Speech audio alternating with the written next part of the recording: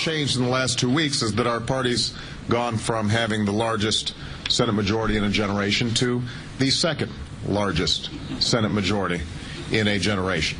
So I would just suggest to this caucus, if anybody's searching for a lesson from Massachusetts, I promise you the answer is not to do nothing.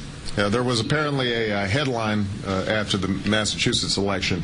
The Village Voice announced that Republicans win a 41-59 majority. So we're thinking about it. We still have to lead. That was them laughing and him quite pointedly not laughing. And that was the message from President Obama today as he met with Senate Democrats in what was a sort of town hall-esque setting. But there was something markedly different about today's town hall and the one that Mr. Obama held yesterday in New Hampshire, where he demonstrated all of, his omentum.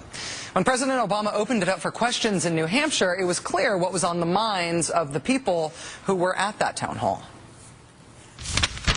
Due to the great health care in this country, I'm a 3-time cancer survivor.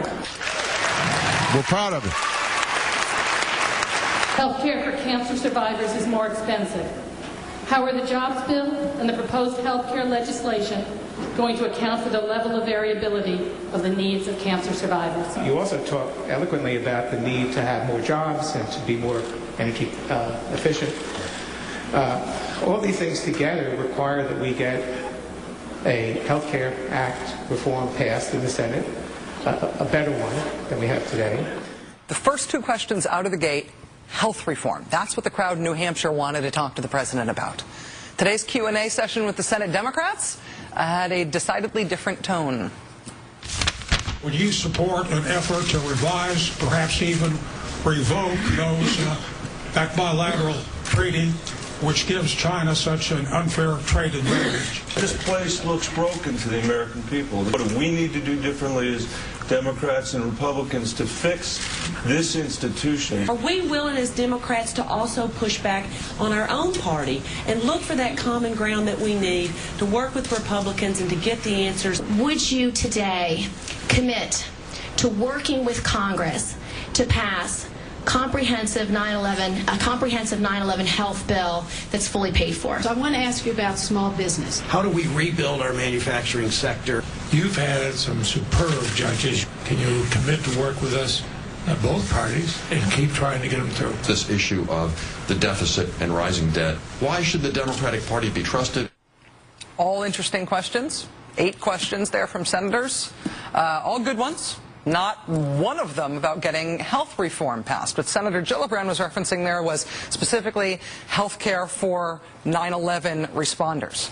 But the no questions about health reform was even after President Obama had pleaded with Senate Democrats to please get it done. So many of us campaigned on the idea that we were going to change this healthcare system. And we said we were going to change it. Well, here we are with a chance to change it. And so as we think about moving forward,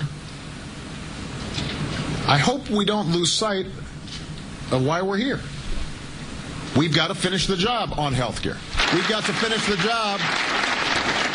After imploring them to finish the job on health care, Senate Democrats asked 0 questions about it. President Obama even tried to turn non-health reform-related questions from Senate Democrats into health reform-related questions, like this one on all of his yet-to-be-confirmed federal appointees.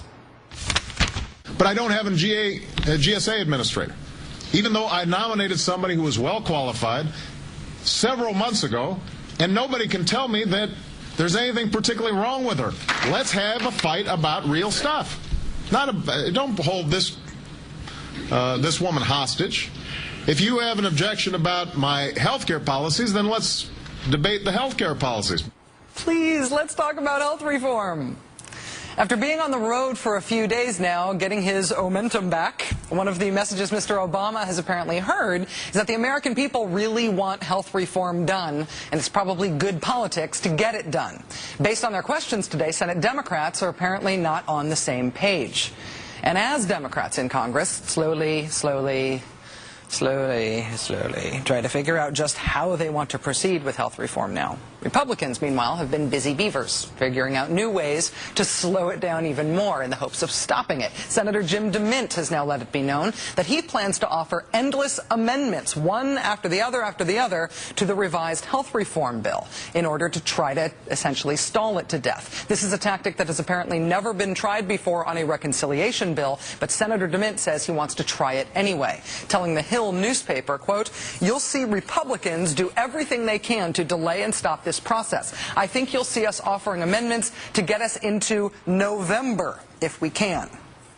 So the question now is, do Democrats have the intestinal fortitude, the momentum to face down the Republicans and, as the president says, finish the job? Joining us now is Democratic Senator Sherrod Brown of Ohio. He was at the president's town hall-esque event with Senate Democrats. Senator Brown, thanks very much for joining us tonight. Glad to be with you again, Rachel. Thank you. It seems to me that the president is trying to light a little fire, create a little urgency in the Senate on finishing health reform and doing it soon. Do you think that's fair of him? Yeah, I think I would like to see him more engaged. I think that he exhorted us today to do it. I think we're going to. I think that we'll work in the next 2 or 3 or 4 weeks. We'll do reconciliation. Jim DeMint, there are rules that Jim DeMint can't continue to block this. He can try, but that won't last that long. The House then passes a Senate version as we correct and make the Senate version better. I fully expect this bill to move. I fully expect this bill to be signed by the president. I have very little doubt, Rachel, that the momentum's there, that the will is there of the Senate Democrats and the House Democrats. It needs a few changes to get House Democrats to buy into a bill that they didn't like as much. They were mad at the Senate for some good reasons. A lot of progressives in the House. There are things we've talked about on this show that we wish were in the bill, but it's still going to be a good bill that's going to improve the lives of millions of Americans without health insurance and tens of millions of Americans that have health insurance. We keep hearing that there are parliamentary and procedural things that need to be worked out in the Senate. That's the reason that there's been a delay, that things aren't happening right away. Is it your understanding that those basic issues have been resolved, that there isn't anything that seems like it's going to block moving forward with the reconciliation strategy? Yeah, I know the leadership is at the president's meeting with leaders in the Senate and the House and planning to move forward. I don't know a timetable yet. I'm not sure they know a timetable yet, but it's going to happen in the next month or so. It's not going to be June or July. You're not going to be having these discussions about momentum and all these these things that you were talking about, Rachel. Well, the reason, of course, that you in the Senate may have to use reconciliation here to get this done is because of this standing Republican filibuster on practically everything now. I want to play a very quick clip for you today. It'll be familiar to you from President Obama's comments this morning. He mentioned specifically this issue of the filibuster, briefly. So you had to cast more votes to break filibusters last year than in the entire 1950s and 60s combined. That's 20 years of obstruction packed into just one. But you didn't let it stop you. Senator Bennett, I think, was also getting at this issue in his question today. Is it your sense that your caucus, the Democrats in the Senate, are willing to look at reining in the filibuster through a rules change, doing something else to break this supermajority stranglehold?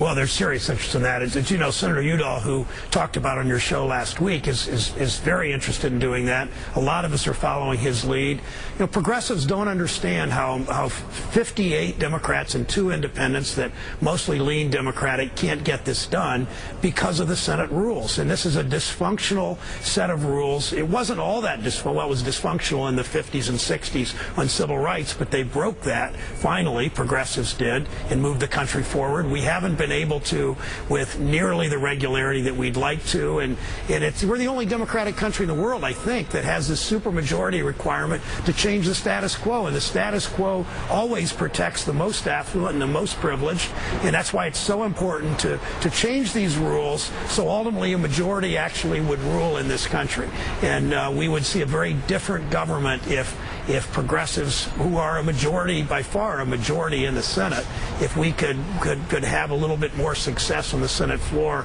and work around these rules the way they are.